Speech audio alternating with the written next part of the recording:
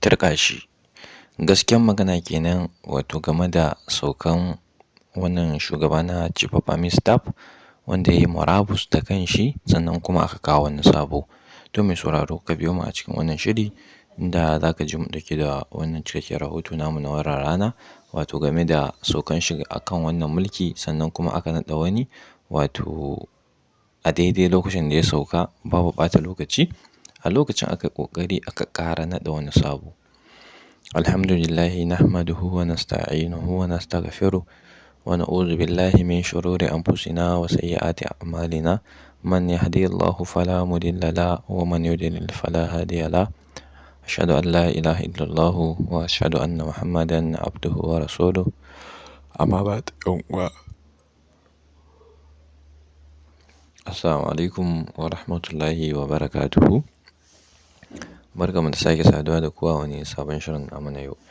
Kamar yadda na yi mana matashiya a farkon wannan bidiyo nawa, wato na yi magana ne game da yin murabus wato da shugaban tsaro Chief of Army Staff kenan na ƙasa gabaki ɗaya.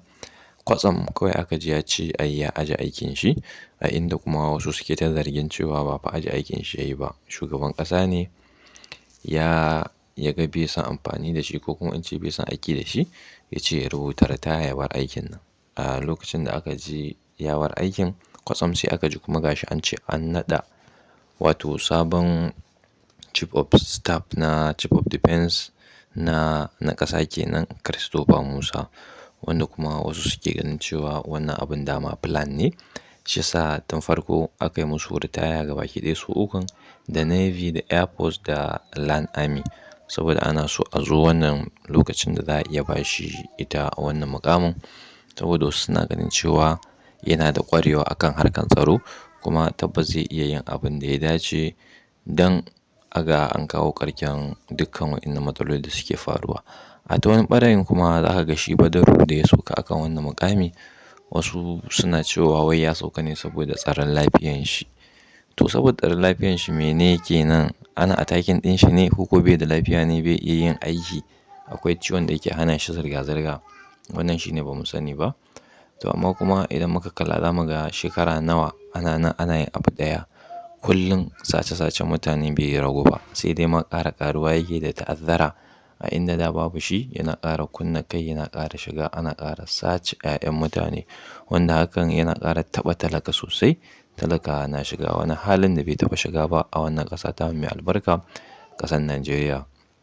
Shi yasa a koda yaushe muke ƙara addu'a, muna roƙon Allah ya haɗa mu da mutane na gari wanda za su yi ma wannan ƙasa aikin da ya dace, su kuma yi ƙoƙari su ga an kawo ƙarshen wannan bandit da yake damun mutane, kidnapping, kashe-kashe, abubuwa dai ga su nan marasu daɗi wanda yake faruwa. Da haka kuma ake ganin cewa in dai gwamnati ta so, tun da shi fa a rayuwa ba addu'a ba ne kaɗai yake canza abu, sai akwai action a ciki.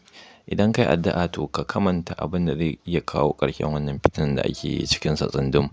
Ba wai kawai ka naɗa hannu ka zauna a wuri ɗaya ba kai ta addu'a kai ta addu'a. A'a, tabbas sai ka yi abin da zai iya kawo ƙarshen shi wannan fitinan da ake ciki, sannan kuma sai Allah ya taimako ya ba da dama sai ka ga wannan fitina ta yaye.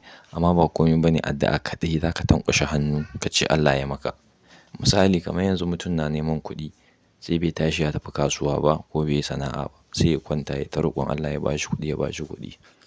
To ai sai ka yi akwai sabab ai. Menene hujjan? Sai ka bi wata hanyar da Allah zai iya sa a hanyar sai ka dace sai ka samu su waƴannan kuɗaɗen. To Allah ka zaunar da ƙasarmu Najeriya lafiya, ka iya mana da iyawanka.